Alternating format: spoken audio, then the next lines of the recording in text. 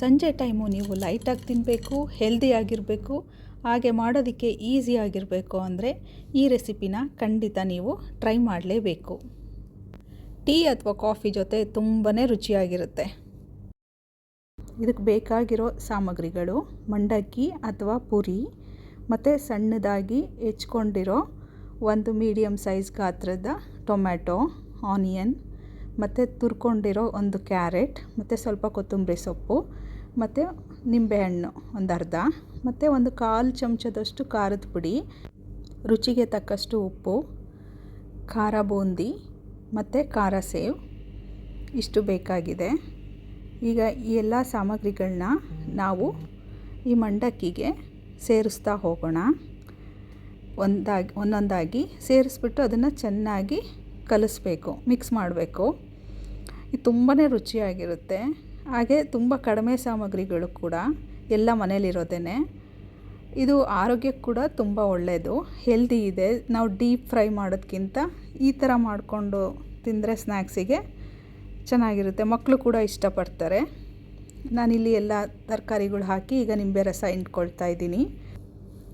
ಈಗ ನಾವು ರುಚಿಗೆ ತಕ್ಕಷ್ಟು ಉಪ್ಪನ್ನು ಸೇರಿಸ್ಕೊಳ್ಳೋಣ. ಇಲ್ಲಿ ನೀವು ಬೇಕಾದರೆ ಚಾಟ್ ಮಸಾಲ ಕೂಡ ಹಾಕ್ಕೋಬೋದು. ನಾನು ಚಾಟ್ ಮಸಾಲ ಹಾಕಿಲ್ಲ. ಚಾಟ್ ಮಸಾಲ ಹಾಕಿದ್ರೆ ಇನ್ನೂ ರುಚಿಯಾಗಿರುತ್ತೆ. ನೀವು ಈಗ ಈ ಮಿಶ್ರಣನೆಲ್ಲ ಚೆನ್ನಾಗಿ ಮಿಕ್ಸ್ ಮಾಡ್ಕೊಳ್ಳಿ. ಡೀಪ್ ಫ್ರೈ ಮಾಡಿರೋ ಸ್ನ್ಯಾಕ್ಸ್ನ ತಿಂದಾಗ ನಮಗೆ ಹೆವಿ ಅನಿಸುತ್ತೆ, ಬಟ್ ಇದು ತಿಂದರೆ ನಮಗೆ ಈ ಸ್ನ್ಯಾಕ್ಸ್ ತಿಂದರೆ ಹೆವಿ ಅನಿಸಲ್ಲ. ಸೊ ನಿಮಗೆ ಲೈಟಾಗೆ ಫೀಲ್ ಆಗುತ್ತೆ. ಇದು ಮಾಡೋದು ಕೂಡ ತುಂಬ ಸುಲಭ ಆಗಿರೋದ್ರಿಂದ ನೀವು ಈಸಿಯಾಗಿ ಫ್ರೆಶ್ ಆಗಿ ಮಾಡ್ಕೋಬೋದು. ಈಗ ನಾನು ಖಾರದ ಪುಡಿ ಸೇರಿಸ್ಕೊಳ್ತಾ ಇದ್ದೀನಿ. ನಾನಿಲ್ಲಿ 1/4 ಚಮಚ ತೊಗೊಂಡಿದ್ದೀನಿ.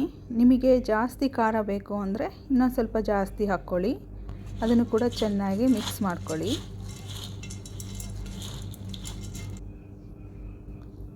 ಈಗ ಒಂದು ಸ್ವಲ್ಪ ಕೊತ್ತಂಬರಿ ಸೊಪ್ಪು ಆ್ಯಡ್ ಮಾಡ್ಕೊಳ್ಳೋಣ.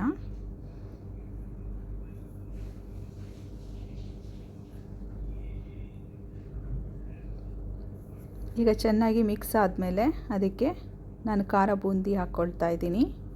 ಹಾಗೆಯೇ ಖಾರ ಸೇವ್ ಕೂಡ ಹಾಕ್ಕೊಳ್ಳೋಣ. ಇದೆರಡನ್ನೂ ಹಾಕ್ಬಿಟ್ಟು ಈಗ ಚೆನ್ನಾಗಿ ಮತ್ತೆ ಒಂದು ಸಲ ಮಿಕ್ಸ್ ಮಾಡಿ.